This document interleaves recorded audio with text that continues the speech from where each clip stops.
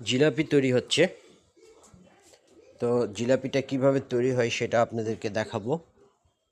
তো এই যে এরকম গোল যে মাটি কাপড়ের ইয়েটা দেখছেন, সেখানে জিলাপি, মাছের ডাল, আটা এগুলোর সঙ্গে মিশ্রিত করে, আটার মতো মিশ্রিত করে ওইটা পানিতে গোলানোর পরে এই যে যে থলেটা দেখছেন, এটা কাপড়ের থলে।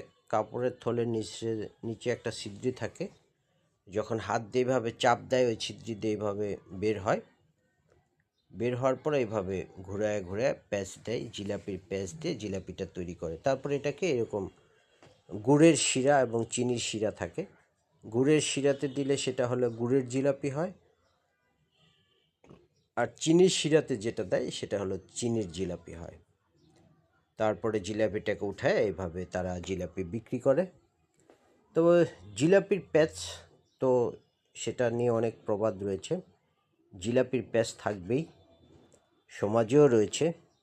তবে এই জিলাপির প্যাঁচ বা এই সমাজের প্যাঁচগুলা, সেগুলো যাতে আমাদের জন্য সুস্বাদু হয়, জিলাপির মতো খেতে আরাম হয়, ভালো লাগে, সেদিকে আমাদের সবার দৃষ্টি দেওয়া উচিত।